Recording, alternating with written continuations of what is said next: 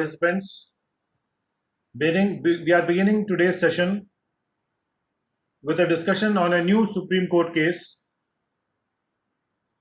By new, I mean that in these webinar sessions, it is a new one. Though the Supreme Court case of Challapalli Sugar Limited versus CIT is an old one, and it is a very, very important judgment of the Supreme Court of 1974. मेरा screen सबको नजर आ रहा होगा. हम लोग इस case को पढ़ेंगे और समझेंगे कि सुप्रीम कोर्ट ने इसमें फैक्ट्स को कैसे रखा है, सुप्रीम कोर्ट ने लॉ को कैसे अप्लाई किया है और अप्लाई करते हुए उन्होंने आर्ग्यूमेंट्स को किस प्रकार से समक्ष रखा है. चल्लापल्ली शुगर लिमिटेड केस का रिलेशन टुटिकोरिन केमिकल से भी है, जिसको हमने कल पढ़ा था और जिसमें ये केस कोर्ट भी हुआ था बार बार. और ये केस अपने आप में अलग से भी एक बहुत ही महत्वपूर्ण केस माना जाता है,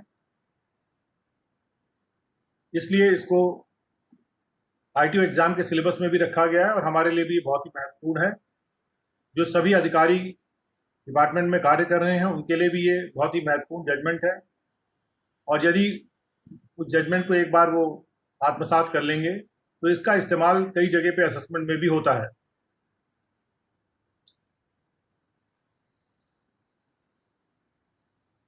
तो जो सुप्रीम कोर्ट की बेंच है उसमें 3 जजेस का नाम लिखा हुआ है, 2 जजेस का नाम लिखा है, Hansraj Khanna and AC Gupta. The honourable जजेस बहुत सीनियर जजेस सुप्रीम कोर्ट के रहे हैं. अब एक्चुअल जजमेंट पे आते हैं और हेड नोट को हम फोकस उतना नहीं करेंगे because we are going to read the actual judgment here. From the judgment and order dated 5th September 69 of the Andhra Pradesh High Court. Andhra Pradesh high court ने एक जजमेंट दिया 1969 में और उसके खिलाफ सिविल अपील फाइल की गई है सुप्रीम कोर्ट में 1970 में. उसके बाद वो लिखते हैं कि एक जजमेंट ऑर्डर जो कलकत्ता हाई कोर्ट का था वो 1965 में पास किया गया था और उसके खिलाफ भी अपील फाइल की गई है. और खासतौर पे यहाँ कहा जा रहा है कि नानी पालकीवाला जो कि बड़े फेमस वकील रहे हैं, एसटी देसाई और टीए रामचंद्रन, ये एपेलेंट के लिए खड़े हुए थे. इसमें एपेलेंट यानी जो एसएससी है, और दूसरे जो लॉयर्स थे वो रिस्पोंडेंट के लिए खड़े हुए थे. तो ये फैक्ट्स मेंशन करने के बाद the judgment of the court was delivered by justice Khanna. इस जजमेंट को जस्टिस खन्ना ने डिलीवर किया है. ये जो अपील है 1953 की, 1953 नंबर 1970 की, ये एक सर्टिफिकेट पे फाइल हुई थी. सर्टिफिकेट यानी हाई कोर्ट ये सर्टिफिकेट देता है कि इसमें क्वेश्चन लॉ ऑफ लॉ है और उस सर्टिफिकेट के आधार पे अपील जब फाइल होती है तो उसको कहते हैं appeal on certificate. It is directed against the judgment of the Andhra Pradesh high court. ये जो अपील है ये आंध्र प्रदेश हाई कोर्ट के जजमेंट के खिलाफ डायरेक्टेड है, जिसमें हाई कोर्ट ने एक क्वेश्चन आंसर किया था. हाई कोर्ट के द्वारा एक क्वेश्चन आंसर किया गया था on reference made to it. जब हाई कोर्ट को रेफरेंस किया गया था उस क्वेश्चन को, जो पुराना एक्ट था हमारा इंडियन इनकम टैक्स एक्ट 1922, उसके सेक्शन 66, और हाई कोर्ट को जो रेफरेंस किया गया होगा वो लोअर कोर्ट के द्वारा किया गया होगा. आजकल ये रेफरेंस ITAT के द्वारा किया जाता है. और आंध्र प्रदेश हाई कोर्ट ने इस पे जो डिसीजन दिया ये एसएससी के खिलाफ दे दिया था और रेवेन्यू के फेवर में दे दिया था.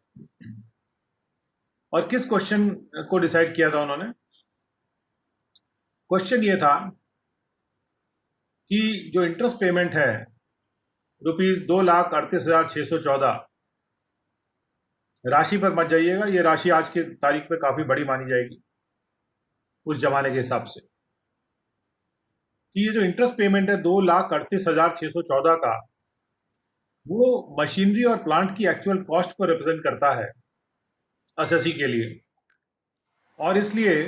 डेप्रिसिएशन और डेवलपमेंट रिबेट जो है वो एडमिसिबल होगा इस अमाउंट के रेफरेंस में भी। ये क्वेश्चन हाईकोर्ट के सामने, आंध्र प्रदेश हाईकोर्ट के सामने रखा गया था, जिसका जवाब उन्होंने एसएससी के अगेंस्ट दिया, और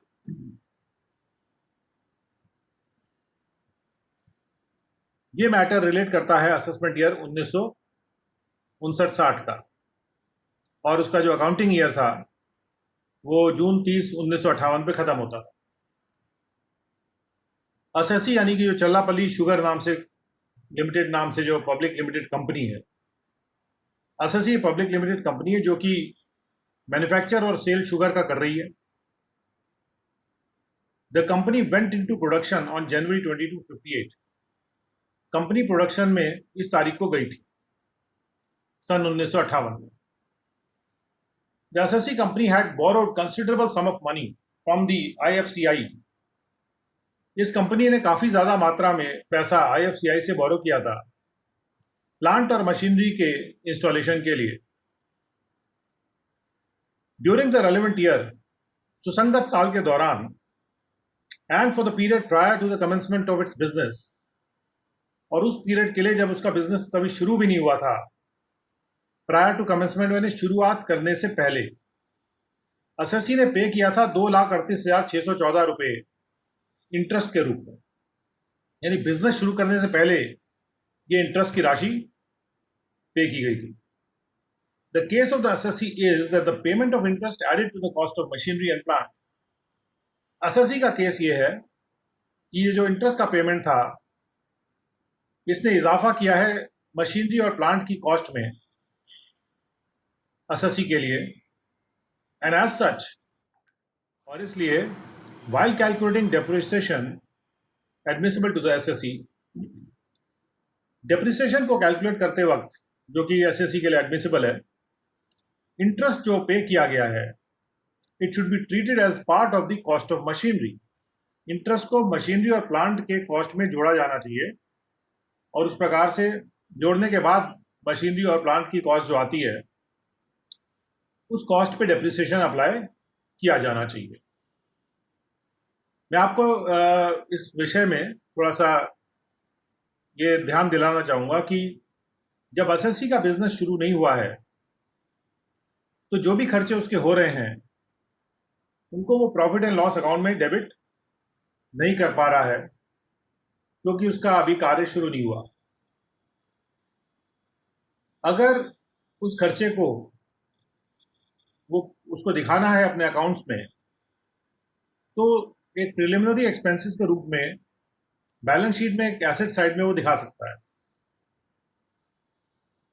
लेकिन ये जो प्रिलिमिनरी खर्चे हैं,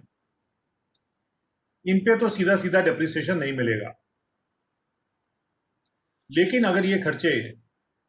मशीनरी और प्लांट की कॉस्ट में जुड़ जाते हैं, तो एसएससी डेप्रिसिएशन क्लेम कर सकता है, और एक बार डेप्रिसिएशन क्लेम कर सकता है तो वो डेप्रिसिएशन का जो अलाउंस है उसको कैरी फॉरवर्ड भी कर सकता है। तो इसमें एक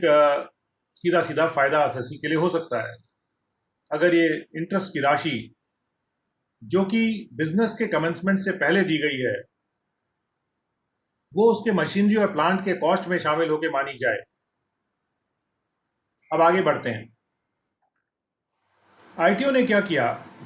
The income tax officer rejected the above claim of the SSC and held that the interest paid from year to year was an admissible item of revenue expenditure। ITO ने ये hold कर दिया, ये जो इंटरेस्ट पे कर रहे हैं वो एक रेवेन्यू एक्सपेंडिचर है, और एसएससी की क्लेम को रिजेक्ट कर दिया, और कोई भी डेप्रिसिएशन अलाउ नहीं किया जा सकता है on the capitalised amount of the expenditure incurred on account of interest. कि जो इंटरेस्ट है वो जो कैपिटलाइज होगा, अगर वो कैपिटलाइज होता है, उसमें डेप्रिसिएशन क्लेम नहीं किया जा सकता। अगर वो इंटरेस्ट रेवेन्यू एक्सपेंडिचर में जब आता है और बिजनेस शुरू होने के बाद क्लेम होता है तो वो रेवेन्यू एक्सपेंडिचर के रूप में अलाउ होगा। लेकिन कोई भी डिप्रिसिएशन अलाउ नहीं किया जा सकता अगर उस एक्सपेंडिचर को कैपिटलाइज किया जाता है। ये बात आरटीओ ने कही। No part of the above amount according to the income tax officer should be taken as expenditure attributable to the erection of the machinery और अदर एसेट्स। उनका आरटीओ का कहना था कि इस राशि का, ये जो इंटरेस्ट की राशि है, इसका कोई भी भाग के बारे में ये नहीं कहा जा सकता कि ये ऐसा एक्सपेंडिचर है जो कि मशीनरी या दूसरे एसेट्स को खड़ा करने के कारण में कहा जा सकता हो। Attributable to the direction of the machinery मतलब उसको उस पर उससे जोड़ के कहा जा सकता हो कि ये मशीनरी और एसेट्स के लिए किया गया है, खर्चा है। द अपलेंट असिस्टेंट कमिश्नर, मामला अपील में गया, उस वक्त अपलेंट असिस्टेंट कमिश्नर होते थे। On appeal he reverse the decision of the income tax officer. Appeal में इन आईटीओ का डिसीजन को उलट दिया गया और अपलेंट असिस्टेंट कमिश्नर ने ये होल्ड किया कि कंस्ट्रक्शन के पीरियड के दौरान जब भी मनी बोरो किया गया था for the purpose of purchasing and installing the machinery, the payment of interest was the cost of the maintaining the borrower. उन्होंने कहा कि जो इंटरेस्ट का पेमेंट किया गया था, जो बोरिंग की गई थी, जो बोरिंग मशीनरी के लिए की गई थी, उस बोरिंग को मेंटेन करने के लिए इंटरेस्ट दिया जा रहा है और इसलिए as such it could be included as part of the capital cost, और इसलिए वो कैपिटल कॉस्ट में शामिल किया जा सकता है। यानी इन्होंने जो अपील में डिसीजन जो दिया ये एसएससी के फेवर में जा रहा था। ऑन फर्दर अपील, उसके बाद फर्दर अपील की गई तो और डिपार्टमेंट अपील में गया होगा तो आईटीएटी ने ये होल्ड किया कि the cost to the assessee must include all the expenditure which it had to incur for acquiring and installing the asset. जो एसएससी के लिए जो कॉस्ट पड़ रही है और जो कॉस्ट एसएससी के लिए पड़ रही है उसमें वो सारा एक्सपेंडिचर शामिल होना चाहिए,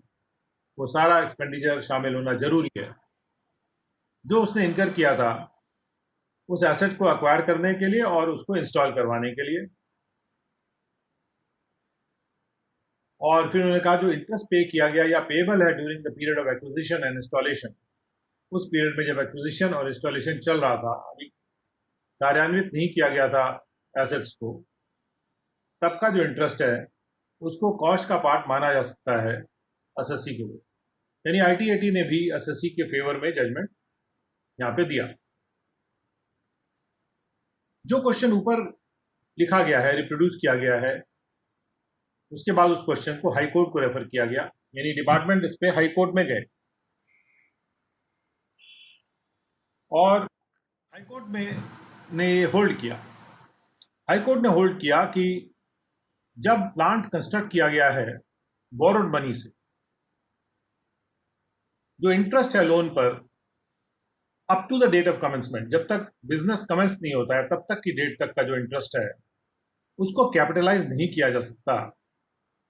या उसको एक्चुअल कॉस्ट का पार्ट नहीं माना जा सकता। यानी हाई कोर्ट ने आईटीओ के व्यू को सपोर्ट किया और आईटीएटी और आईटीएटी और अपलेट बॉडी के, अपलेट पर्सन के, अपलेट असिस्टेंट कमिश्नर के व्यू को अपोज किया और हाई कोर्ट ने एसएससी के खिलाफ डिसीजन दिया। और उसके बाद सुप्रीम कोर्ट लिखते हैं कि इसी तरह के क्वेश्चंस जो हैं दूसरे अपीलों में भी अराइज हुए हैं जो कि फाइल की गई है कमिश्नर ऑफ इनकम टैक्स के द्वारा जब सर्टिफिकेट ग्रांट किया था कैलकाटा हाई कोर्ट ने। यानी कैलकाटा हाई कोर्ट ने भी इसी तरह के सिमिलर क्वेश्चंस को डिसाइड किया है और उसके बाद सर्टिफिकेट दिया है अपील करने के लिए सुप्रीम कोर्ट में। और कैलकाटा हाई कोर्ट ने भी आंसर किए थे निम्नलिखित क्वेश्चन जो कि रेफरेंस में अंडर जो कि उनके पास रेफरेंस में आए थे अंडर सेक्शन 66(1) जो इनकम टैक्स एक्ट 22 का सेक्शन था।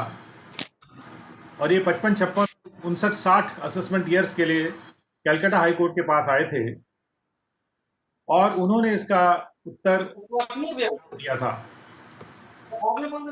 अगेंस्ट द रेवेन्यू दिया था।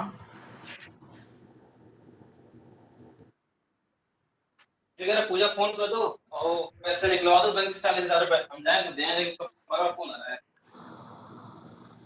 उन्होंने इसका उत्तर रेवेन्यू के खिलाफ दिया था, यानी कैलकाटा हाई कोर्ट ने के फेवर में डिसीजन नहीं दिया और रेवेन्यू के सॉरी एसएससी के फेवर में डिसीजन दिया और रेवेन्यू के खिलाफ डिसीजन दिया। तो एक तरह से जो कैलकाटा हाई कोर्ट का डिसीजन था वो रेवेन्यू के खिलाफ था, जबकि जो आंध्र प्रदेश का हाई कोर्ट का डिसीजन था वो रेवेन्यू के फेवर में था। तो एक कॉन्फ्लिक्टिंग जजमेंट आ गए कैलकाटा हाई कोर्ट और आंध्र प्रदेश हाई कोर्ट के। और जो क्वेश्चन कैलकाटा हाई कोर्ट के सामने रखा गया था वो क्वेश्चन ये था कि whether on facts and circumstances of the assessee of the case क्या होना चाहिए, परिस्थितियों और तथ्यों के दृष्टिगत क्या एसएससी एंटाइटल्ड है रिबेट के कि या एंटाइटल्ड है कि वो इस सम को, इस राशि को 23,53,000 की जो राशि है जो कि इंटरेस्ट पेड की राशि है और मनी इज बोरोड, कि वो उसको एक्चुअल कॉस्ट का पार्ट बना ले डेप्रिसिएशन अलाउंस और डेवलपमेंट रिबेट को क्लेम करने के लिए। तो यहाँ भी वही क्वेश्चन था, बस राशि फर्क थी और राशि बहुत ज़्यादा थी और ये अगेंस्ट द रेवेन्यू गया था। और उसके बाद सिविल अपील एक जो फाइल हुई 84 में 1970 में, जो कि 59-60 से रिलेटेड है। एक और क्वेश्चन उसमें भी आया था, additional question was also answered by the high court against the revenue, और उसको भी रेवेन्यू के खिलाफ आंसर कर दिया गया था and in favour of the SSC, कि यदि वेल्थ टैक्स जो पेबल है by the assessee wealth tax act 1957 में, क्या वो जो वेल्थ टैक्स पेबल है क्या वो अलाउबल है डिडक्शन के रूप में under the income tax act. तो इसका जवाब भी उन्होंने against the revenue in favour of the SSC दिया था। तो ये सारे क्वेश्चंस जो हैं ये सुप्रीम कोर्ट के सामने आए हैं, यानी दो क्वेश्चन मुख्यतः आए हैं। एक तो जो interest paid on capital borrowed और erection of the plant and machinery can it be added to the actual cost. दूसरा क्वेश्चन है whether the wealth tax payable by the SSC is allowable as a deduction under the Income Tax Act provisions। अब supreme court कहते हैं कि SSC company जो है in these two appeals, the assessee company in these two appeals, जो Calcutta high court के सामने जो अपीलें थी उसमें जो एसएससी कंपनी थी मैसर्स स्टैंडर्ड वैक्यूम, जो कि एचपीसीएल नाम से है, इसका कॉर्पोरेशन 1952 में हुआ था और उसने अपना बिजनेस 54 में शुरू किया था। जून 53 में उसने 4 करोड़ रुपए बोरो किए थे और डिबेंचर इशू करके, और वो 5.25% के रेट पे उन्होंने डिबेंचर इशू किए थे। जो इंटरेस्ट पे कर रहे थे it was to run from June 53, तो जून 53 से ये इंटरेस्ट पेमेंट शुरू हो जाना था। और जो ये ऊपर द अबव अमाउंट, जो ऊपर अमाउंट लिखा हुआ है टुगेदर विद ₹12 करोड़, तो 4 करोड़ के अलावा तो 12 करोड़ रुपए का फाइनेंस उन्होंने दूसरी जगह से भी कहीं से लिया था। 4 करोड़ तो उन्होंने डिवेंचर के रूप में लिया था और 12 करोड़ बैंक से कहीं से किसी फाइनेंशियल इंस्टीट्यूशन से लिया होगा। और इन ये 16 करोड़ का इस्तेमाल इस कंपनी ने किया for setting up a refinery, जिसके लिए प्लांट एंड मशीनरी को बाहर से इंपोर्ट किया गया। और रिफाइनरी ने अपना काम 1954 में सितंबर 1 को शुरू कर दिया, जिस तारीख से डेप्रिसिएशन कैलकुलेट होना शुरू हो गया। The assessee company capitalised all the expenses. SSC company ने जितने भी खर्चे किए थे कंस्ट्रक्शन के पीरियड के, उसको कैपिटलाइज कर दिया और उसमें वो इंटरेस्ट भी कैपिटलाइज कर दिया, जो कि 23,53,284 रुपए का था, जो कि अक्रू हुआ था from the date of borrowing to the date of the commencement of the business. इस 4 करोड़ के लोन पे ये इंटरेस्ट अक्रू हुआ था एंड उन्होंने एसएससी ने क्लेम किया डेप्रिसिएशन पूरी अमाउंट पे इसको जोड़ के डेप्रिसिएशन क्लेम किया। इनकम टैक्स ऑफिसर ने जो डिबेंचर पे इंटरेस्ट कंपनी ने दिया था उसको नहीं जोड़ा, उसको नहीं इंक्लूड किया एक्चुअल कॉस्ट में और उन्होंने रिजेक्ट कर दिया एसएससी का क्लेम। उसके बाद अपीलेट असिस्टेंट कमिश्नर ने भी इनकम टैक्स ऑफिसर की बात से एग्री किया, यानी उन्होंने कंफर्म कर दिया एसएससी के खिलाफ। जब ट्राइब्यूनल में ये मामला गया ऑन फर्दर अपील, तो ट्राइब्यूनल ने होल्ड किया कि जो एसएससी है उसको डेप्रिसिएशन कैपिटलाइज इंटरेस्ट पे भी मिलना चाहिए, यानी ट्राइब्यूनल ने एसएससी के फेवर में डिसीजन दे दिया।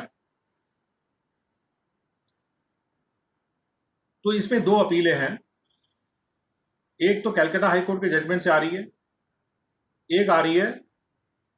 आंध्र प्रदेश हाई कोर्ट के जजमेंट से। दोनों ने विपरीत जजमेंट दिए हैं, तो इसलिए सुप्रीम कोर्ट के पास ये मैटर डिसाइड करने के लिए आया था। The relevant facts so far as the second question in civil appeal is concerned were as follows. तो जो सुसंगत फैक्ट्स थे वो इस प्रकार से थे। Second question, as far as second question in civil appeal, कि एसएससी ने जो है एक रिटर्न भरा था जिसमें कि उन्होंने 1 करोड़ 52 लाख के करीब इनकम दिखाई थी और जो रेलेवेंट अकाउंटिंग ईयर था जिसका 1958 कैलेंडर ईयर था, और ये जो राशि है इनकम की वो अराइव करने के लिए एसएससी ने एक 5 लाख रुपए का एक प्रोविजन ऑफ वेल्थ टैक्स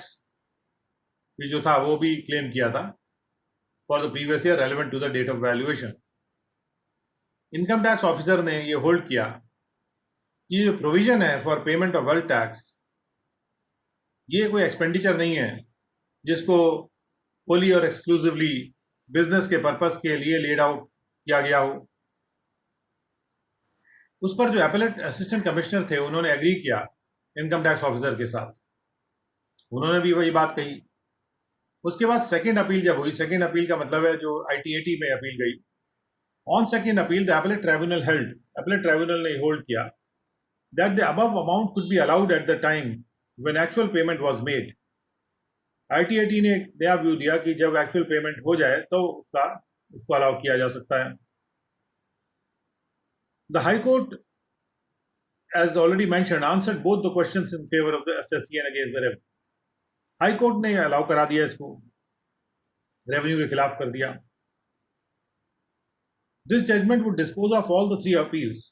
तो सुप्रीम कोर्ट ये कह रहा है कि ये जो जजमेंट है ये तीनों सिविल अपील्स को डिस्पोज ऑफ करेगी और दो जो क्वेश्चंस रेज हुए हैं उन 3 अपील्स में, उन तीनों को एक साथ डिस्पोज ऑफ करेगी। और अपील में हमारे समक्ष है मिस्टर पालकीवाला, नानी पालकीवाला, एसएससी की तरफ से खड़े हुए हैं इन तीनों अपीलों में, और उन्होंने ये आर्ग्यू किया है कि जो इंटरेस्ट है for the period before the commencement of the production शुरू होने से पहले का जो इंटरेस्ट है उस पैसे पे जो कि बोरो किए गए purpose of acquiring and installing the machinery and plant, जो पैसा मशीनरी और प्लांट को एक्वायर और इंस्टॉल करने के लिए बोरो किया गया था, उस पर जो इंटरेस्ट है it should be included in the actual cost. उसको एक्चुअल कॉस्ट में प्लांट के इंक्लूड किया जाना चाहिए एंड एज सच कैपिटलाइज्ड, और इस प्रकार से इसको कैपिटलाइज कर दिया जाना चाहिए for the purpose. As against that, इसके खिलाफ मिस्टर देसाई जो कि रेवेन्यू की तरफ से खड़े हैं, उन्होंने आंध्र प्रदेश हाई कोर्ट का डिसीजन को सपोर्ट किया और दोनों पार्टियों को सुनने के बाद हम इस ओपिनियन के हैं कि that the submission made by mister Palkhivala is well founded. कभी कभी क्या होता है कि जजमेंट के शुरू होने में ही डिसीजन पहले ही बता दिया जाता है, कारण बाद में बताए जाते हैं। कभी कभी कारण देते हुए आप डिसीजन पे पहुंचते हैं और कभी कभी डिसीजन देने के बाद उसके कारण डिटेल में बताए जाते हैं, लेकिन कारण बताना आवश्यक है। वो कह रहे हैं मिस्टर पालकीवाला का कहना वेल फाउंडेड है, यानी उनके उनके कथन का जो नींव है वो मजबूत है। Before dealing with contentions advanced, जो भी दलीलें सामने रखी गई हैं उनको डील करने से पहले we may set out the relevant provisions, हम रेलेवेंट प्रोविजंस को सामने रखेंगे। सेक्शन 10 जो है इंटर एलिया मतलब अमंग अदर थिंग्स। सेक्शन 10 दूसरी चीजों को भी बात करता है, लेकिन दूसरी चीजों के अलावा खास तौर पे ये बात कर रहा है, ऐसा हम कहना चाह रहे हैं। तो सेक्शन 10 इंटर एलिया मतलब among other things, it provides for the payment of tax in respect of the profits और gains of any business by an SSC. Profits and gains की बात करता है सेक्शन 10। सबसेक्शन 2 सेक्शन का जो है वो ये प्रोवाइड करता है कि ऐसे प्रॉफिट्स एंड गेन्स कंप्यूट किए जाएंगे उन अलाउंसेस को करने के बाद जो कि उस सबसेक्शन में स्पेसिफाइड है। और जो क्लॉज 6 है उस सबसेक्शन का यानी 2 का 6 जो है वो डिडक्शन से डील करता है on depreciation. And this clause provides inter alia that deductions would be permissible in respect of the depreciation of machinery or plant. तो एक बात ध्यान रखिएगा, आप अपने ऑर्डर्स में इंटर एलिया सब जगह ऐसे मत जोड़ दीजिएगा। इंटर एलिया शब्द तभी जोड़ा जाता है जब जिस क्लॉज की आप बात कर रहे हैं या जिस सेक्शन की बात कर रहे हैं उसमें जिस बात को मेंशन कर रहे हैं उसके अलावा भी और भी चीजें हों। अगर और कोई चीजें नहीं है तब इंटर एलिया शब्द वर्क नहीं करेगा। That deductions would be permissible in respect of depreciation of the machinery or plant used for the purpose of the business. तो उस क्लॉज में दिया हुआ है कि मशीनरी प्लांट जो यूज होती है बिजनेस के पर्पज से उसके लिए ये जो डेप्रिसिएशन है ये दिया जाएगा। And being the property of the SSC, और वो जो मशीनरी या प्लांट है एसएससी की प्रॉपर्टी हो, of a sum equivalent to such percentage on the written down value, और एक परसेंटेज निकाली जाएगी रिटन डाउन वैल्यू पे उस मशीनरी के, जैसा कि प्रेस्क्राइब्ड होगा। जो भी परसेंटेज प्रेस्क्राइब परसेंटेज है रिटन डाउन वैल्यू पे उसको निकाला जाएगा और उस हिसाब से डेप्रिसिएशन को दिया जाएगा। और फिर ये कहा गया कि रिटन डाउन वैल्यू जो है, सुप्रीम कोर्ट ये कह रहे हैं कि रिटन डाउन वैल्यू को डिफाइन किया गया है सबसेक्शन 5 में सेक्शन 10 के। इन the case of assets acquired in the previous year में जो भी एसेट्स अक्वायर किए जा रहे हैं उस संबंध में रिटन डाउन वैल्यू को डिफाइन किया गया सेक्शन 10(5) में। ये 1922 के एक्ट का सेक्शन 10(5) है, इसको 1961 के एक्ट से कंफ्यूज मत करिएगा। The actual cost to the assessee and in case of assets acquired in the previous year, the actual cost to the SSC less all depreciation actually allowed to him under this act or any act repealed thereby or under executive orders issued when the Indian Income Tax Act 86 was in force. तो return down value वो value है जो ऐसे निकलती है कि हम actual cost में से वो सारा डिप्रिसिएशन माइनस करते हैं जो एसएससी को अलाउ कर दिया गया था, या तो इस एक्ट के तहत या फिर किसी रिपील्ड एक्ट के तहत, या फिर जो इसके पहले जो इंडियन इनकम टैक्स एक्ट था 1886 का, उसके अंतर्गत एग्जीक्यूटिव ऑर्डर पास किए जाते थे। उसके तहत अगर कोई डेप्रिसिएशन अलाउ किया गया है तो वो माइनस करने के बाद जो राशि आती है वो एक्चुअल कॉस्ट होगी, और उसके बाद वो उसकी मतलब उसकी रिटर्न डाउन वैल्यू होगी। और उसके बाद जो डेफिनेशन रिटर्न डाउन वैल्यू की दी है दैट इज सब्जेक्ट टू प्रोवाइजोस, यानी वो कुछ प्रोवाइजोस को शर्त पे आधारित है, लेकिन हमारा उनसे मतलब नहीं है शर्तों से, उसका इस केस से कोई मतलब नहीं है। The explanation which is been added to subsection 5, और सबसेक्शन 5 में एक एक्सप्लेनेशन भी ऐड किया गया है और उसमें ये लिखा गया है कि जो for the purpose of this subsection the expression actual cost means, जो शब्द है एक्चुअल कॉस्ट उनका मतलब है actual cost of the assets to the SSC reduced by that portion of the cost thereof if any as has been met directly or indirectly by the government or by any public authority। वो actual cost जो SSC को पड़ी थी जिसमें से अगर सरकार ने कुछ दिया वो माइनस करने के बाद और डेप्रिसिएशन को माइनस करने के बाद, and any allowance in respect of any depreciation, चाहे वो कैरी फॉरवर्ड होकर आया हो या उसी साल में दिया गया हो, और जो डेप्रिसिएशन या तो डीम्ड टू बी डेप्रिसिएशन अगर है किसी सेक्शन में तो उसको भी माइनस करने के बाद, तो मोटी मोटी बात यह है कि एक्चुअल कॉस्ट में से जो भी डेप्रिसिएशन है या डीम्ड टू बी डेप्रिसिएशन है उसको माइनस करने के बाद जो वैल्यू आती है अल्टीमेटली वो रिटर्न डाउन वैल्यू बन जाएगी। और उसके बाद आते हैं हम कि सुप्रीम कोर्ट ये कहता है कि it has not been disputed that so far as the question before us is concern the legal position for determining the actual cost is the same as for the purpose of depreciation. यानी development debate के लिए और depreciation के purpose से जो भी definition है actual cost की उसमें कोई फर्क नहीं है। पहले तो ये बात तो क्लियर कर ही ली जाए। It would appear from the above that while considering the question of deduction on account of depreciation and development rebate, जब भी डिडक्शन देना हो डेप्रिसिएशन का या डेवलपमेंट रिबेट का, डेवलपमेंट रिबेट भी एक दूसरे सेक्शन में दिया जाता है 33, we have to take into account the return down value. हमको रिटर्न डाउन वैल्यू को अकाउंट में लेना है और रिटर्न डाउन वैल्यू डिपेंड करती है एक्चुअल कॉस्ट पे, और जो actual cost expression hai, it has not been defined in the act, and the question which engages our attention is whether the interest paid before the commencement of the production on the amount borrowed for the acquisition and installation of plant and machinery can be considered to be part of the actual cost of the assets to the assessee। Question जो हमें engage कर रहा है वो ये है कि जो इंटरेस्ट प्रोडक्शन शुरू होने से पहले जो पैसा बोरो करने पे जो इंटरेस्ट दिया गया था, जो पैसा एक्विजिशन और इंस्टॉलेशन के लिए लिया गया था लोन पर प्लांट एंड मशीनरी के लिए या कैपिटल के रूप में लिया गया था,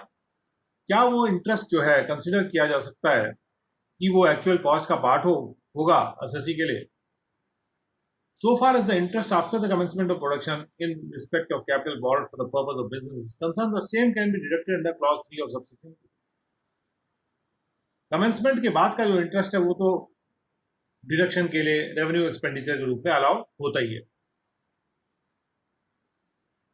इन finding the answer to the question, इस क्वेश्चन पे के आंसर को ढूंढने में we have to bear in mind, हमें माइंड में ये बात रखनी है that it arises in the context of the profits and gains of business and profession. ये क्वेश्चन जो है प्रॉफिट्स और गेन्स ऑफ बिजनेस के कॉन्टेक्स्ट में आ रहा है, और जो परमिसिबल डिडक्शंस हैं डेप्रिसिएशन और डेवलपमेंट रिबेट के प्लांट और मशीनरी के संबंध में, उस संबंध में आ रहा है। चूंकि जो एक्सप्रेशन एक्चुअल कॉस्ट है उसको डिफाइन नहीं किया गया है तो उसको उसका मतलब निकाला जाना चाहिए, इट शुड बी कंस्ट्रूड का मतलब उसका मतलब दिया जाना चाहिए उस सेंस में जिसमें कि कोई भी कमर्शियल आदमी उसको मिसअंडरस्टैंड नहीं करेगा। यानी कमर्शियल कार्य जो कर रहे हैं, जो भी बिजनेस ट्रेड वगैरह कर रहे हैं और कमर्शियल कार्यों में लगे हैं, वो जो कमर्शियल माइंड वाले लोग हैं वो इसको कभी भी मिसअंडरस्टैंड नहीं करेंगे। यानी कि कहने का मतलब ये है कि कमर्शियल सेंस में हमको इसको कंस्ट्रू करना है, क्योंकि जब कोई चीज़ डिफाइंड नहीं है एक्ट में तो उसके लिए कहाँ ढूंढेंगे, तो हमको देखना पड़ेगा कमर्शियल पार्लेंस में या कमर्शियल एरिया में लोग किस तरह से उस शब्द को इस्तेमाल कर रहे हैं, अकाउंटेंसी के प्रिंसिपल्स उसके बारे में क्या। And for this purpose it would be necessary to ascertain, और इस पर्पज के लिए ये जरूरी है ये पता लगाना that the connotation of the above expression in accordance with the normal rules of accountancy, कि जो ऊपर दिया गया एक्सप्रेशन है एक्चुअल कॉस्ट, उसका क्या मीनिंग है, कॉनोटेशन है उसका क्या अर्थ है, नॉर्मल रूल्स ऑफ अकाउंटेंसी के हिसाब से के अनुसार जो कि प्रिवेल कर रहे हैं कॉमर्स और इंडस्ट्री में। यानी हमको अकाउंटेंसी के रूल्स के अनुसार देखना है कि एक्चुअल कॉस्ट को कैसे डिफाइन करें, क्योंकि हमारे पास कोई डेफिनेशन तो है नहीं जो कि एक्ट में प्रेस्क्राइब्ड हो। The word cost has observed on page 424 of Simon's taxes B 3rd edition. तो इसलिए कॉस्ट वर्ड को सबसे पहले देखा जाए कि एक्चुअल कॉस्ट को तो बाद में आएंगे, पहले कॉस्ट वर्ड को देखा जाए। तो कॉस्ट वर्ड को देखने के लिए सबसे पहले साइमन की जो किताब है, जो मशहूर किताब रही होगी उस टाइम पे, उसको उन्होंने रेफर किया और उन्होंने उसमें कहा कि जो लिखा हुआ है कि जो वर्ड कॉस्ट है वो प्राइस से सिनोनिमस नहीं है, यानी कॉस्ट और प्राइस का एक ही मीनिंग नहीं है। Other items of expenditure such as for instance freight और वेयरहाउस चार्जेस और insurance must in certain cases be added to the price. हमको प्राइस में फ्रेट, वेयरहाउस चार्ज और इंश्योरेंस जोड़ना होगा, तब जाके कुछ कॉस्ट बनेगी। The matter has been dealt with in accountancy by Pickles, ये जो किताब है पिकल्स की, इसमें भी इस मामले को डील किया गया था। और उसमें क्या कहा गया था, एक उसमें हेडिंग थी payment of interest on construction capital, और उसके अंतर्गत ये कहा गया था उस किताब में कि इन the ordinary course of affairs, देखिए एक्सपर्ट लोगों के द्वारा लिखी हुई किताबों को कंसल्ट किया जाता है जजेस के द्वारा जब भी वो सुसंगत होता है और जब जहां उसकी ज़रूरत होती है। In the ordinary course of affairs no dividends may be paid unless such dividends are paid out of profits. वो किताब कहती है कि डिविडेंड जो है केवल प्रॉफिट से पे होने चाहिए, प्रॉफिट नहीं है तो डिविडेंड नहीं पे होना चाहिए। जो इंटरेस्ट है डिवेंचर्स पे, being a charge is however payable whether profits are earned और नॉट। लेकिन डिवेंचर पे जो इंटरेस्ट है वो तो देना पड़ेगा, चाहे प्रॉफिट की अर्निंग हुई या ना नहीं हुई। जब भी कंपनी शेयर कैपिटल रेज करती है, where company raise share capital and out of the proceeds, और जो पैसा आता है शेयर कैपिटल रेज करके, इट डिफरेंस द एक्सपेंसेस, वो एक्सपेंसेस खर्चे करती है कंस्ट्रक्शन के ऑफ एनी वर्क और बिल्डिंग, या कोई प्लांट का प्रावधान करती है विच कैनॉट बी प्लांट का प्रावधान करती है, मतलब प्लांट खड़ा करती है जो कि प्रॉफिटेबल नहीं किया जा सकता फॉर ए लेंथेंड पीरियड, क्योंकि काफी समय तक जिसको कि प्रॉफिटेबल नहीं किया जा सकता। प्लांट खड़ा होने के बाद तुरंत थोड़ी प्रॉफिटेबल हो जाता, तो काफी लंबे समय तक वो प्रॉफिटेबल नहीं किया जा सकता। द कंपनी मे पे interest on so much of that share capital, तो हो सकता है कंपनी उस शेयर कैपिटल पर भी इंटरेस्ट दे सकती है, क्योंकि पब्लिक से उन्होंने शेयर कैपिटल भी लिया है। तो कभी कभी ऐसा भी होता है कि शेयर कैपिटल पर भी इंटरेस्ट दिया जा सकता है, क्योंकि प्लांट प्रॉफिटेबल नहीं हुआ है और तब तक पैसा कंपनी रखे बैठी है और फैक्ट्री बना रही है और दूसरे कार्य कर रही है। तो जब तक प्लांट प्रॉफिटेबल नहीं होता, interest may be paid on the share capital as is paid up for the period. जो भी पेड अप शेयर कैपिटल है जिसका पेमेंट हो चुका है, उस पर इंटरेस्ट कंपनी पे कर सकती है। And it may charge to capital the sum paid by way of interest, और जो भी इंटरेस्ट उसने दिया है वो उसको कैपिटल अकाउंट में डाल सकती है।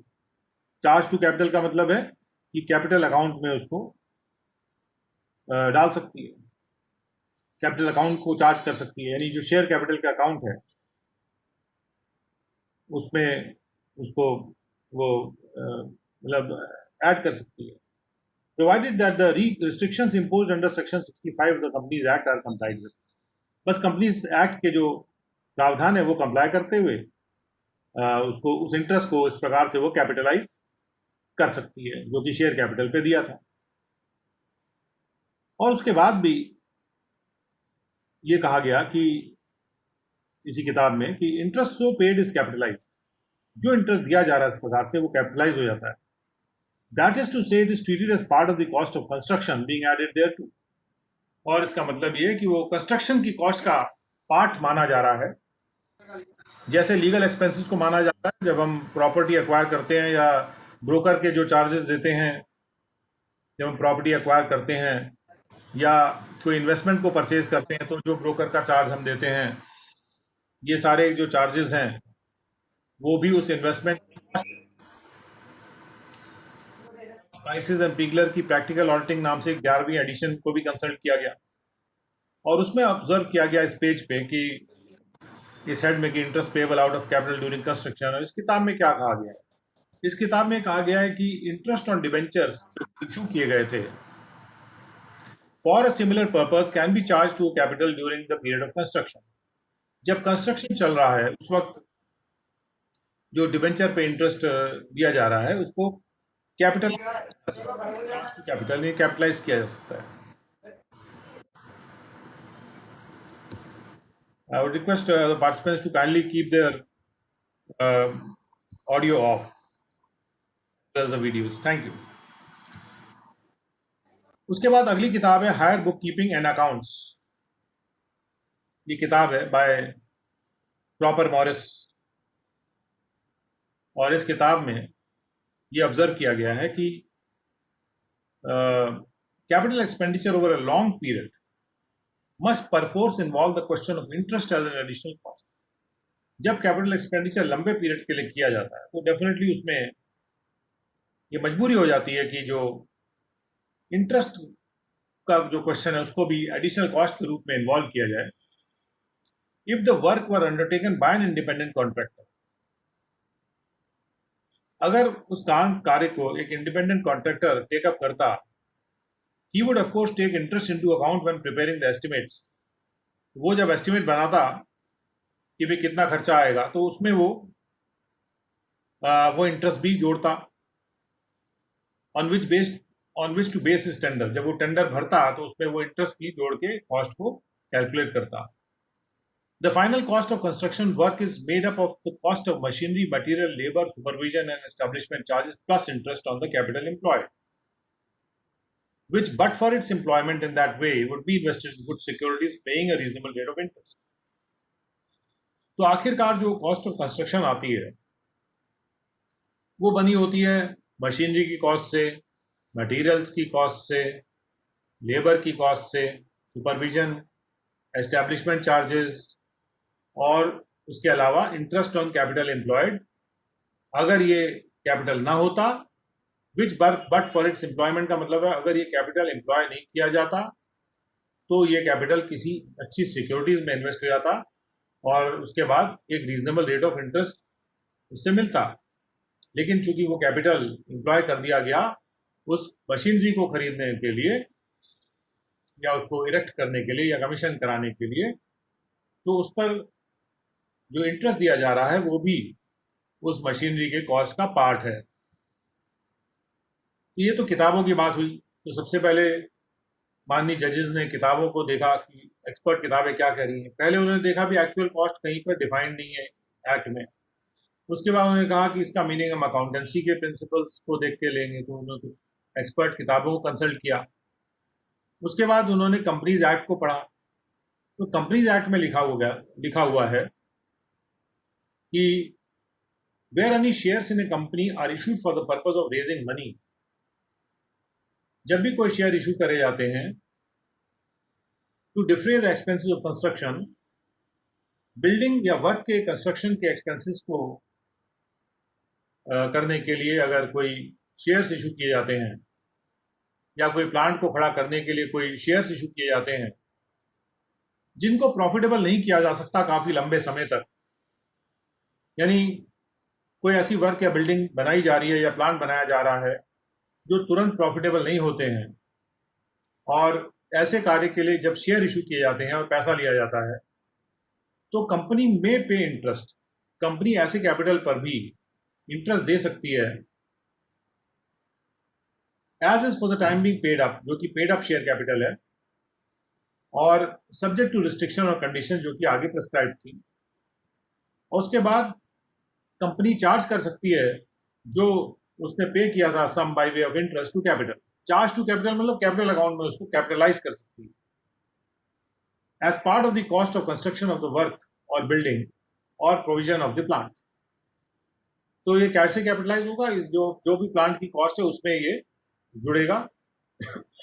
और इधर कैपिटल अकाउंट में भी ये जुड़ेगा. तो इस तरह से उसकी एंट्री की जाएगी बुक्स ऑफ अकाउंट्स में, और ये इस प्रकार से ये जो इंटरेस्ट है ये जो शेयर कैपिटल पे दिया गया है वो कैपिटलाइज कर सकती है कंपनी, क्योंकि इस शेयर कैपिटल का इस्तेमाल वर्क या बिल्डिंग को कंस्ट्रक्शन करने में या प्लांट को प्रोवाइड करने में किया जा रहा है, जो कि एक कैपिटल आइटम्स है, कैपिटल एसेट्स है. Now exercise of power under subsection 1, ये सबसेक्शन 1 दिया हुआ है, इसका जो पावर एक्सरसाइज है पावर का, इसमें कुछ रिस्ट्रिक्शंस हैं which have been enumerated in the remaining subsections, जिनको नंबर करके दिया गया है बाकी बचे हुए सबसेक्शंस में. और इनमें से एक रिस्ट्रिक्शन ये है, one of which requires that no such payment shall be made without the previous sanction of the central government. वैसा खर्चा जो है केवल प्रीवियस सैंक्शन से सेंट्रल गवर्नमेंट की ही कराया जा सकता है। यहां तक बात आ गई कंपनीज एक्ट की। अब माननीय जजेस ने क्या किया कि उन्होंने institute of chartered accountants of India के द्वारा इशू किया गया स्टेटमेंट था, स्टेटमेंट ऑन ऑडिटिंग प्रैक्टिसेस, उसको पढ़ा और उसमें देखा उन्होंने कि पैरा 2.5 में जो ICAI के द्वारा इशूड स्टेटमेंट था, जो कि एक प्रीमियर अकाउंटिंग बॉडी है जो कि अकाउंटेंट्स को कंट्रोल और सुपरवाइज करती है और गाइडलाइन इशू करती है, तो उसमें उसके द्वारा इशू किए गए स्टेटमेंट को देखा। उसमें लिखा हुआ है कि fixed assets should be valued at cost and depreciation should be return of on A proper and consistent basis. Fixed assets को कॉस्ट पे वैल्यू किया जाना चाहिए और डेप्रिसिएशन जो है उसको रिटर्न राइट ऑफ किया जाना चाहिए प्रॉपरली और कंसिस्टेंटली, मतलब लगातार करते रहना चाहिए। Cost includes all expenditure necessary to bring the assets into existence. और वहां पे लिखा हुआ है कि कॉस्ट में क्या क्या शामिल है। तो कॉस्ट में शामिल है वो सारे खर्चे जो कि जरूरी होते हैं एसेट्स को एग्जिस्टेंस में लाने के लिए and to put them in working condition, यानी एसेट्स को एग्जिस्टेंस में लाना हो और उनको वर्किंग कंडीशन में ले आना हो, उसके लिए जो भी खर्चे किए जाते हैं वो कॉस्ट में शामिल होंगे। और उसके बाद इलस्ट्रेशन भी दिया हुआ है वहाँ पे ICAI की स्टेटमेंट में, और उन्होंने कहा कि इलस्ट्रेशन के रूप में लीगल चार्जेस और स्टैम्प ड्यूटीज जो लैंड के लिए पे किए जाते हैं वो उसके कॉस्ट में ऐड होंगे। बिल्डिंग के केस में जो आर्किटेक्ट की फीस है वो भी ऐड होगी। ऐसे ही मशीनरी के केस में जो वेजेस हैं या फिर जो सैलरी है, इंस्टॉलेशन एक्सपेंसेस हैं, वो भी शामिल होंगे। और उसके बाद लिखा है कि पैरा 2.22 में जिस हद तक स्पेसिफाई किया गया बोरिंग पे जो इंटरेस्ट है, यहाँ पे साफ तौर पे लिखा है कि बोरिंग पे जो भी इंटरेस्ट है वो भी कॉस्ट में शामिल होगा, लेकिन पैरा 2.22 के हद तक। तो पैरा 2.22 को भी देख लिया जाए और इसमें पैरा 2.22 में जो कि सुसंगत पैरा है, उसमें जो पैरा है ICAI के स्टेटमेंट का, और उसमें क्या लिखा हुआ है, The question often arises as to whether interest on borrowings can be capitalized and added to the fixed assets. ये क्वेश्चन अक्सर उठता है कि क्या जो बोरिंग्स है, इंटरेस्ट है जो बोरिंग्स पे, क्या उसको कैपिटलाइज किया जा सकता है और फिक्स्ड एसेट के कॉस्ट में जोड़ा जा सकता है। जो फिक्स्ड एसेट्स क्रिएट किए गए हैं उस एक्सपेंडिचर के परिणाम स्वरूप, और जो स्वीकृत व्यू है इस बारे में, जो स्वीकृत ओपिनियन है, it seems to be that in the case of a newly started company, अगर कोई ऐसी कंपनी है जो नई नई स्टार्ट हुई हो, which is in the process of constructing and erecting it's plant, जो कि अपने प्लांट को कंस्ट्रक्ट कर रही है और इरेक्ट कर रही है, तो जो इंटरेस्ट इनकर किया जाता है बिफोर द प्रोडक्शन कमेंसेस, जो भी इंटरेस्ट प्रोडक्शन के शुरू होने से पहले इनकर किया जाता है, इट मे बी कैपिटलाइज्ड। ये एक्सेप्टेड व्यू है। Interest which is incurred means actual interest paid or payable in respect of the borrowings. Incur का मतलब है जो भी या तो पेड था या पेबल था, पे नहीं भी हुआ लेकिन पेबल है, जिसका इस्तेमाल किया गया, जिस बोरोइंग का इस्तेमाल कर लिया गया है to finance the capital expenditure, उस कैपिटल एक्सपेंडिचर को वित्त प्रोवाइड करने के लिए, फाइनेंस प्रोवाइड करने के लिए। In no circumstances should imputed interest be capitalized, such as interest on equity or preference capital at a notional rate. By imputation या by notional rate लगा के कोई भी इंटरेस्ट कैपिटलाइज नहीं करा जाना चाहिए। एक्चुअली जो पेएबल है उसी को कैपिटलाइज किया जा सकता है। Interest on capital during construction paid in accordance with the provisions of section 208 of the Companies Act. ये साफ तौर पे इसमें उन्होंने स्टेटमेंट में कहा कि सेक्शन 208 के तहत जो इंटरेस्ट उस शेयर कैपिटल पे दिया जाता है कंस्ट्रक्शन के पीरियड में, उसको कैपिटलाइज किया जा सकता है and permitted by that section में, हाउएवर भी कैपिटलाइज एज परमिटेड। कोई सेक्शन ने परमिट किया है और जहां सेक्शन परमिट करता है तो ICAI भी उसके अकॉर्डिंग चलता है। Interest on monies which are specifically borrowed for the purchase of fixed asset, जो पैसे फिक्स्ड एसेट को परचेज करने के लिए खरीदे गए हैं, जो फिक्स्ड एसेट को खरीदने के लिए बोरो किए गए हैं, उस पर जो इंटरेस्ट है वो कैपिटलाइज किया जा सकता है prior to the asset coming to production. जब तक एसेट प्रोडक्शन में नहीं आता, यानी इरेक्शन की स्टेज तक या प्रोडक्शन की स्टेज तक वो इंटरेस्ट कैपिटलाइज किया जा सकता है, उसके बाद नहीं। However once the production starts, एक बार प्रोडक्शन शुरू हो जाता है तो कोई भी इंटरेस्ट जो है वो कैपिटलाइज नहीं होगा, जो कि ऐसे बोरिंग्स पे दिया जा रहा है जो कि मशीनरी के परचेज के लिए ही भले ही दिया गया हो, चाहे वो रिप्लेसमेंट के लिए लिया गया हो या रेनोवेशन के लिए लिया गया हो एग्जिस्टिंग प्लांट के लिए, तो वो कैपिटलाइज नहीं हो सकता एक बार प्रोडक्शन शुरू हो जाता है तो। Now it would appear from the above,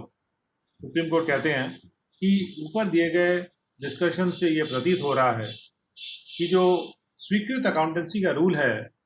ये तय करने के लिए कि कॉस्ट ऑफ फिक्स्ड एसेट क्या होगी और कॉस्ट ऑफ फिक्स्ड एसेट में वो सारे एक्सपेंडिचर कौन कौन से एक्सपेंडिचर हैं जो कि इंक्लूड होंगे, तो इस बारे में ये स्वीकृत रूल है कि वो सारे एक्सपेंडिचर्स उसमें इंक्लूड होंगे जो कि उस एसेट को एग्जिस्टेंस में लाने के लिए किए जा रहे हैं या फिर उनको वर्किंग कंडीशन में ले आने के लिए किए जा रहे हैं। Money is borrowed by A newly started company, अगर कोई नई स्टार्ट की हुई कंपनी मनी बोरो करती है which is in the process of constructing and erecting it's plant, जो कि अभी प्लांट को अपना कंस्ट्रक्ट कर रही है, the interest incurred before the commencement, और जो भी इंटरेस्ट है कमेंसमेंट से पहले इनकर किया जाता है ऑन सच बोरोड मनी, उसको कैपिटलाइज किया जा सकता है and added to the cost of fixed asset, उसको उस फिक्स्ड एसेट के कॉस्ट में, फिक्स्ड एसेट्स की कॉस्ट में ऐड किया जा सकता है, which have been created as a result of such expenditure, जो फिक्स्ड एसेट्स उस एक्सपेंडिचर के वजह से क्रिएट किए गए। और ये जो ऊपर दिया गया रूल ऑफ अकाउंटेंसी है, in our view it should be adopted for determining the actual cost of assets, और इसी व्यू को अपनाया जाना चाहिए ये तय करने के लिए कि एक्चुअल कॉस्ट क्या है एसेट्स का, in the absence of any statutory definition, क्योंकि लॉ में, स्टैट्यूटरी के मतलब लॉ में चूंकि डेफिनेशन नहीं है एक्चुअल कॉस्ट की, इसलिए इसलिए ये जो अकाउंटेंसी का रूल है ये अपनाया जाना चाहिए, और कोई ऐसा इंडिकेशन भी नहीं है जो इस रूल के खिलाफ, और any other indication to the contrary. हमने पहले ही रेफर कर दिया सेक्शन 208 को कंपनीज एक्ट में। देखिए कंपनीज एक्ट भी अलाउ कर रहा है उसको, it is not just that the accountancy principles are saying so, या not just that some accountants are saying so, but it is the companies act itself जो कि इसका कैपिटलाइजेशन अलाउ कर रहा है। We have already referred to section 208 of the Companies Act, which makes provision for payment of interest on share capital. Companies act में 208 section में capital पे interest देने का प्रावधान है कुछ ऐसी कंटिजेंसीज में, इन सर्टेन कंटिजेंसी, और उस 208 सेक्शन का 1B जो है clause, it provides that in case interest is paid on share capital issued for the purpose of raising money, कि जब इंटरेस्ट पे किया जाता है शेयर कैपिटल पे जो जिसको इशू किया जा रहा है मनी को रेज करने के लिए for defraying the expenses of constructing any work और बिल्डिंग, किसी बिल्डिंग और वर्क को बनाने के लिए और या प्लांट को बनाने के लिए, इन द कंटिजेंसी, ऐसे सर्कमस्टांसेस में, परिस्थितियों में,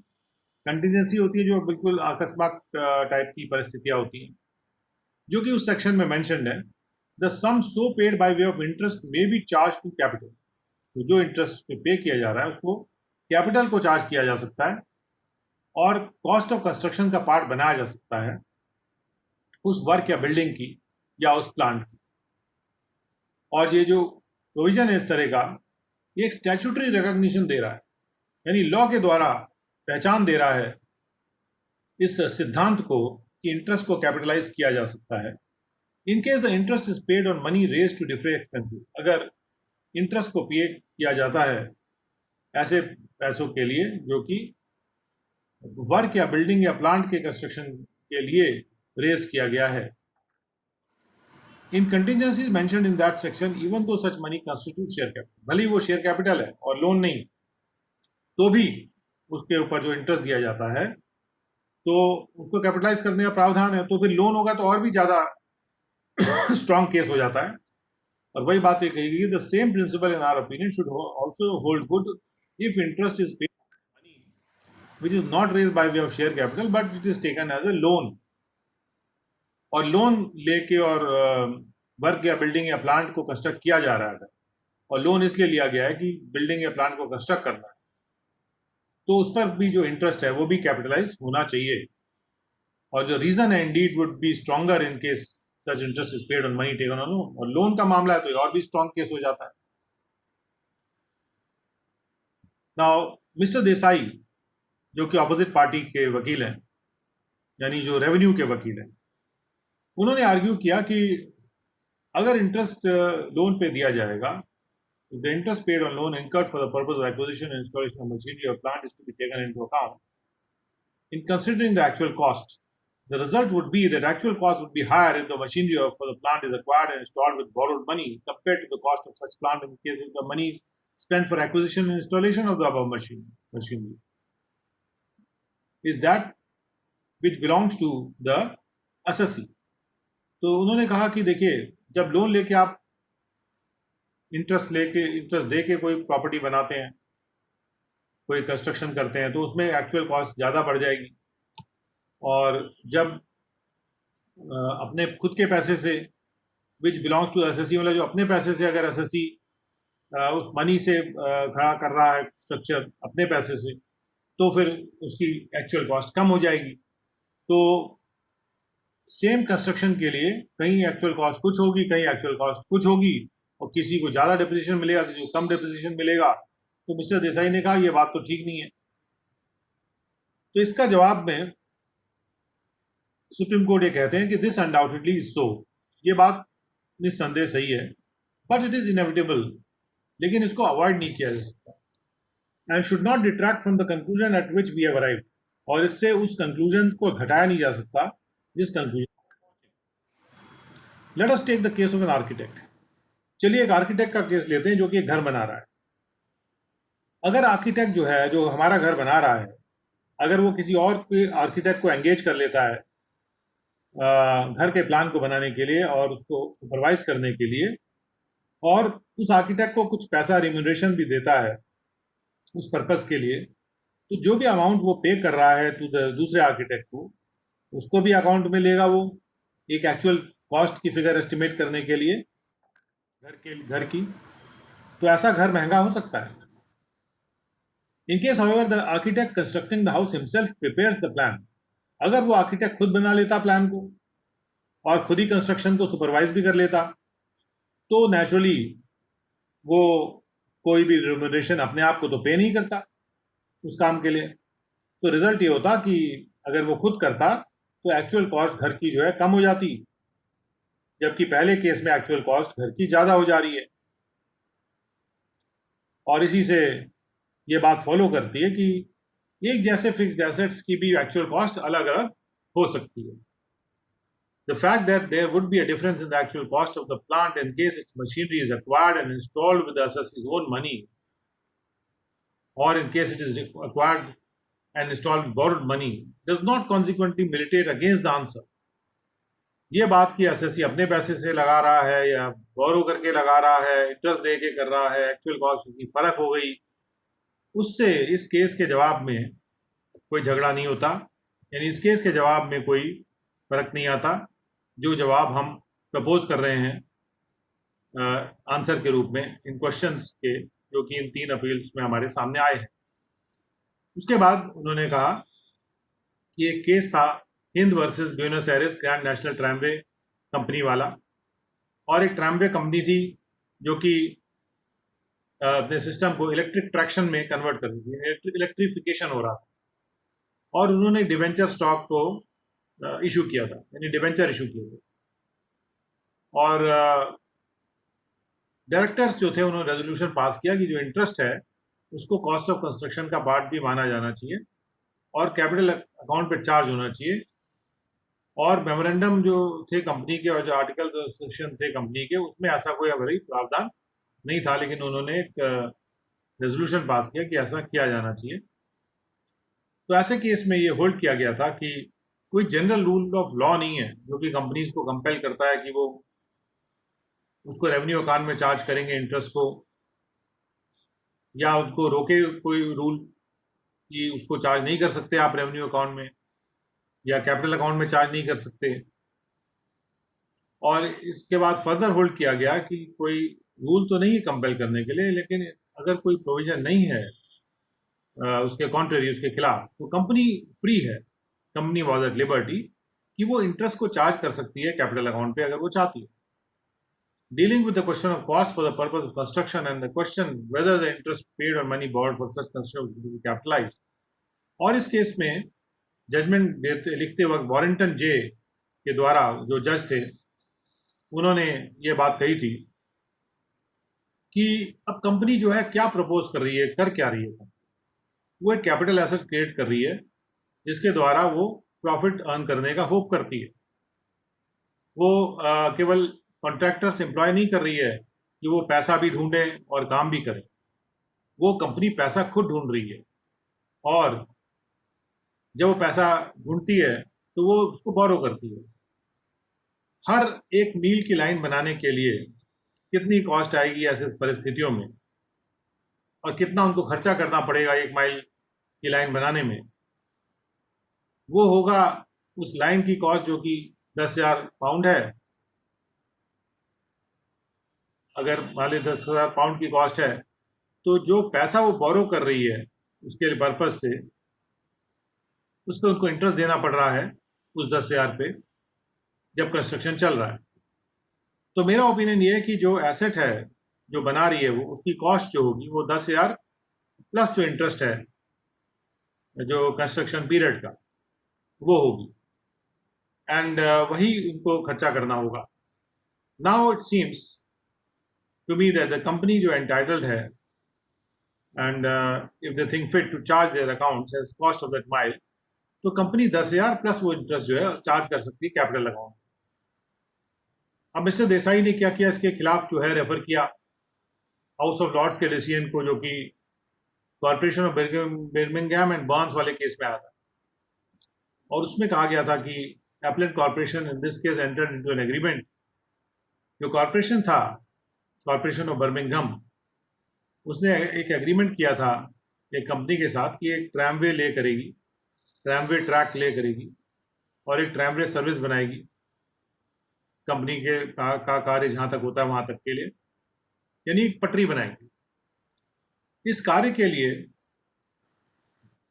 जो कि एक डेट तक होना था, कॉर्पोरेशन को प्राप्त हुए कुछ पैसे उस कंपनी से, एक स्पेसिफाइड सम प्राप्त हुआ। कॉर्पोरेशन ने भी खर्चा किया बहुत सारे पैसों का ट्रैमवे ट्रैक के रिन्यूअल पर भी, और रिन्यूअल के लिए उनको ग्रांट मिला अनएम्प्लॉयमेंट ग्रांट कमिटी से। ये जो ग्रांट मिले, ये कुछ कंडीशंस के तहत लोकल अथॉरिटीज ने उनको दिए थे, उनको असिस्ट करने के लिए कि वो अप्रूव स्कीम्स को कैरी आउट कर देंगी, जिसपे बहुत सारे अनएम्प्लॉयड लोग जो है एंगेज होने वाले थे, इसलिए वो पैसा दिया गया। इट वॉज हेल्ड, इस केस में ये होल्ड किया गया जजेस के द्वारा, the payment by the company and the grant, जो कंपनी ने पेमेंट किया कॉर्पोरेशन को और जो अनएम्प्लॉयमेंट ग्रांट्स कमिटी ने पेमेंट किया, उसको अकाउंट में नहीं लिया जाना चाहिए एक्चुअल कॉस्ट निकालने के लिए in question for the purpose of computing the allowance, क्योंकि जो अलाउंस कैलकुलेट होना है कॉर्पोरेशन को टैक्स वेयर एंड टेयर के केस में, यानी जो डेप्रिसिएशन अलाउंस कैलकुलेट होना है उसके लिए ये खर्चा एक्चुअल कॉस्ट में नहीं जुड़ना चाहिए। और लॉर्ड एटकिन ने जजमेंट पास किया था, उन्होंने उसमें कहा कि जो भी एक आदमी पे करता है कंस्ट्रक्शन के लिए या एक वर्क को परचेज करने के लिए, वो मुझे प्रतीत होता है वो उसकी कॉस्ट है, और जो उसने खुद नहीं पे किया, किसी ने उसको दे दिया, and that whether someone has given him the money to construct और परचेज फॉर हिमसेल्फ, कि किसी ने पैसा दिया है उसको कि वो कंस्ट्रक्ट करे या खुद के लिए खरीद ले कोई भी प्लांट या वर्क, और before the event has promised to give him the money, या पहले उसने प्रॉमिस किया था ये करोगे तो मैं दूंगा तुमको, और after the event has promised or given the money which recoups him what he has present, या उसको बाद में कुछ पैसा दे देता है जो उसका खर्चा हुआ उसको रिकूप करने के लिए वापस प्राप्त हो सके, तो वो उसकी कॉस्ट का पार्ट नहीं है. In the present case corporation paid the whole of the cost of the tramways out of their funds unless the first half of the Dunlop contribution was so applied, as to which there is no evidence nor is it material. तो उन्होंने कहा कि corporation ने जो corporation है उन्होंने पूरा पैसा कॉस्ट का खुद दिया था और जो बाकी था जो दिया गया उनको वो इसमें मटेरियल नहीं होगा. अब इसके जवाब में सुप्रीम कोर्ट ने क्या कहा? सुप्रीम कोर्ट ने कहा था above observation were made in the context कि जो पैसा कंट्रीब्यूट किया जा रहा है किसी और पार्टी के द्वारा, जैसे मैं कोई प्लांट लगा रहा हूं, कोई पैसा मुझे कंट्रीब्यूट कर रहा है, क्या इट कैन क्या वो उसको अकाउंट में लिया जा सकता है कॉस्ट ऑफ कंस्ट्रक्शन को कंसिडर करने के लिए? तो ऐसा कोई क्वेश्चन इस केस में अराइज नहीं होगा. No such question arises in the present case. यहाँ तो इंटरेस्ट की बात हो रही है, किसी ने दिया नहीं है, हमने लोन लिया है. On the contrary, what we are concerned with here is whether the interest paid on money borrowed for the acquisition and installation of the machinery of a plant accruing before the commencement can be taken into account in considering the actual cost. यहाँ मामला ही दूसरा है. यहाँ तो interest को capitalise करने की बात हो रही है. जो इंटरेस्ट ऐसे लोन पे दिया गया जो कंस्ट्रक्शन के दौरान यूज किया गया या लिया गया था, जो इंटरेस्ट पे किया गया था जब कंस्ट्रक्शन चल रहा था, जब तक प्रोडक्शन शुरू नहीं हुआ था. Such a question did not arise in the above mentioned case. ऐसा क्वेश्चन जो ऊपर के केस में नहीं अराइज होगा. उसके बाद रेवेन्यू ने भी एक केस को रेफर किया, यानी जो श्री देसाई थे उन्होंने एक और केस को रेफर किया जो इस केस का नाम है India cement limited versus commissioner of income tax. इस केस में जो कंपनी थी यानी इंडिया सीमेंट, उसने एक लोन लिया था 40 लाख रुपए का IFCI से और अपने फिक्स्ड एसेट्स पे को गिरवी रख के, creating a charge on it, उन्होंने फिक्स्ड एसेट्स को गिरवी रख के लिया था. In connection there with the company spent a sum of 84,000 towards stamp duty, registration fees, lawyers fees, और इस लोन को लेने के लिए उन्होंने ये खर्चे किए थे एज बिजनेस एक्सपेंडिचर. तो ये होल्ड किया गया था कि जो अमाउंट स्पेंड किया गया है वो कैपिटल एक्सपेंडिचर नहीं है और वो होली एंड एक्सक्लूसिवली बिजनेस के पर्पस के लिए लगाया गया है, खर्च किया गया है, एक्सपेंड किया गया है, और इसलिए ये रेवेन्यू डिडक्शन अलाउ होगा बिजनेस और प्रोफेशन हेड में. The act of borrowing money it was observe was incidental to the carrying on of the business. जो पैसा बोरो किया गया वो बिजनेस को करने के लिए बोरो किया गया. And the loan obtain was not an asset. और जो लोन लिया गया वो कोई एसेट नहीं था या लंबे अवधि तक चलने वाला एड्योरिंग नेचर का, बने रहने वाली प्रकृति का कोई एडवांटेज नहीं था. लंबे समय तक बने रहने वाली प्रकृति का कोई एडवांटेज नहीं था वो लोन. भाई लोन तो लिया गया, उस पर ये खर्चा कर दिए गए, जो फिक्स्ड एसेट्स को उन्होंने लोन लिया गया रोजमर्रा के खर्चे के लिए और उस पर खर्चा कर दिया गया. This case too is of no assistance to the revenue. ये केस भी रेवेन्यू के असिस्टेंस में नहीं है क्योंकि जो एप्लेंट कंपनी थी उसने वो एक रनिंग कंसर्न थी, वो चल रही थी, बिजनेस चल रहा था. वहाँ पे कोई फैक्ट्री अभी बन नहीं रही थी, वहाँ पे फैक्ट्री ऑलरेडी चल रही है. It was a running concern. Unlike the assessees in the present appeal, the loan which was raised by the appellant company, जो लोन इस appellant company ने रेज किया था इस केस में, was not before the commencement. वो production के commencement के पहले का नहीं था, लेकिन वो बाद का था. इसलिए उस पर जो इंटरेस्ट तो एक्चुअल कॉस्ट में जोड़ने का प्रश्न ही नहीं उठता वैसे भी, तो इसलिए ये केस भी रेलिवेंट नहीं है. उसके बाद उन्होंने कहा कि it may be mention that as against the view taken by the Andhra Pradesh high court in the judgment which is the subject matter of appeal, 3 दूसरे हाई कोर्ट भी हैं जिन्होंने इस आंध्र प्रदेश हाई कोर्ट के खिलाफ डिसीजन लिया है और उन्होंने ये कहा है कि इंटरेस्ट पेड जो है उसको कैपिटलाइज किया जा सकता है और एक्चुअल कॉस्ट में जोड़ा जा सकता है. तो जो कैलकाटा हाई कोर्ट ने डिसीजन दिया है जिसमें कि कॉन्ट्रेरी व्यू लिया गया है, उसको भी सब्जेक्ट मैटर बनाया गया था और उसका डिसीजन जो अभी दिया जा रहा है. और कैलकाटा हाई कोर्ट के व्यू को मद्रास हाई कोर्ट और इलाहाबाद हाई कोर्ट ने भी फॉलो किया हुआ है। और जो मद्रास हाई कोर्ट का डिसीजन है, commissioner of income tax versus L G Balakrishnan, और जो इलाहाबाद हाई कोर्ट का डिसीजन है वो है CIT versus J K cotton spinning mills में। ये दोनों जजमेंट कैलकाटा हाई कोर्ट के फेवर में के पक्ष में है, से मिलते जुलते हैं। And after giving the matter our consideration we are unable to subscribe to the view taken by Andhra Pradesh high court. तो हम आंध्र प्रदेश हाई कोर्ट के व्यू को सब्सक्राइब नहीं कर पा रहे हैं, और correct view in this matter ये है जो कि कैलकाटा हाई कोर्ट ने लिया था, और वही हम रीअफर्म करते हैं, उसी को हम सपोर्ट देते हैं। अब आ जाते हैं सेकंड क्वेश्चन पे जो इस अपील में सामने रखा गया, और वो उस पॉइंट पर था कि यदि वेल्थ टैक्स जो पेबल है बाय द एसएससी, क्या वो डिडक्शन के रूप में अलाउ किया जा सकता है। हाई कोर्ट ने, जैसा कि मेंशन किया गया, उन्होंने इस क्वेश्चन को आंसर किया गया, answer the second question in favour of the SSC. Subsequent to the judgment, यानी कि वो उन्होंने कहा कि किया जा सकता है, और जजमेंट के बाद उस हाई कोर्ट के सुप्रीम कोर्ट ने एक केस, एक जजमेंट था ट्रैवनकोर टाइटेनियम का, उसमें ये होल्ड किया था कि जो वेल्थ टैक्स पे किया जा रहा है एसएससी के द्वारा उसके नेट वेल्थ पे, वो कोई परमिसिबल डिडक्शन नहीं है under section 10(2)(15) of the wealth tax act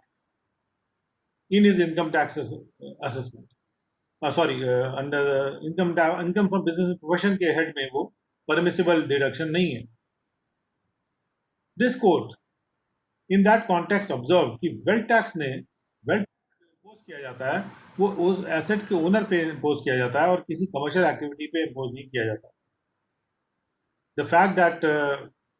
in certain special cases the quantum of liability of a company to wealth tax is related to the profits, और कभी कभी होता है कि जो वेल्थ टैक्स का क्वांटम है वो प्रॉफिट से रिलेट करता है, लेकिन उससे उस टैक्स के कैरेक्टर में कोई बदलाव नहीं आता। It remains a tax charge upon the net wealth,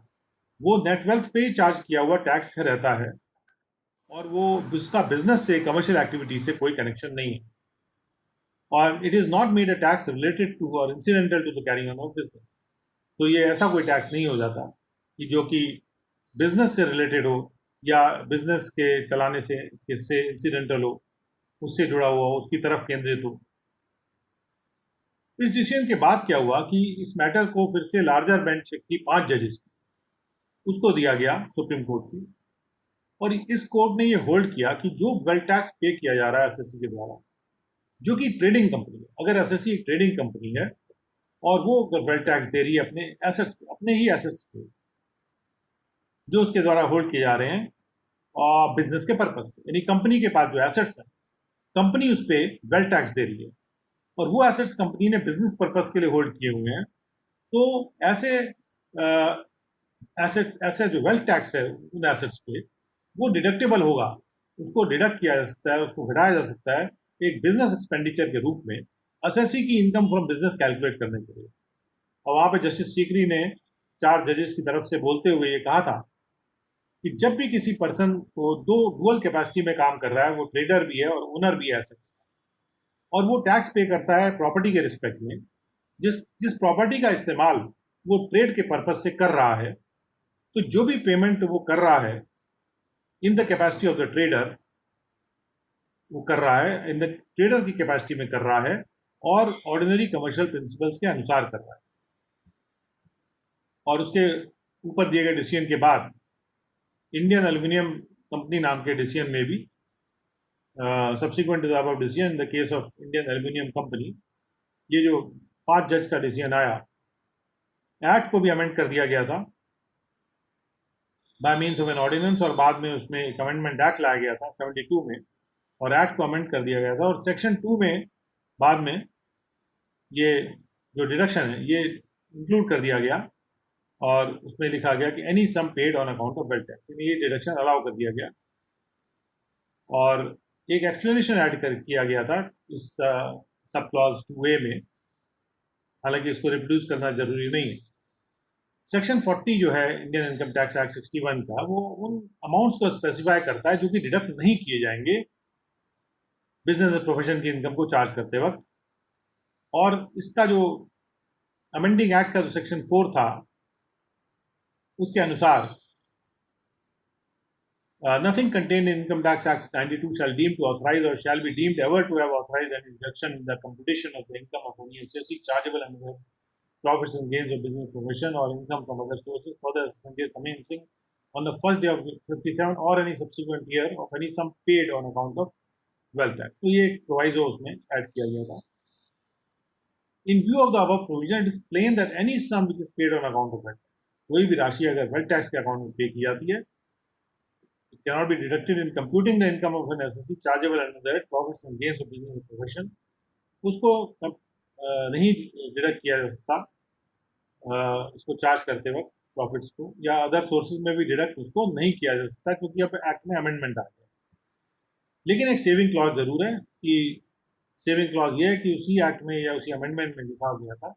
या उसी एक्ट में लिखा गया था कि जिनको पहले मिल चुका है उनको दिया जा सकता है. तो वो तो पुरानी बात हो गई. तो जो क्वेश्चन ऑफ लॉ है इस प्रकार से आंसर कर दिया गया और इस तरह से इस केस का फाइनल डिस्पोजल कर दिया गया. And that brings us to the end of this judgment, because उसके बाद जो चीज़ें दी गई वो उसका क्वेश्चन ऑफ लॉ से कोई कनेक्शन नहीं है and not very important also. So we bring this lecture at this point of time to a stop, and we present to you a small test of 10 questions.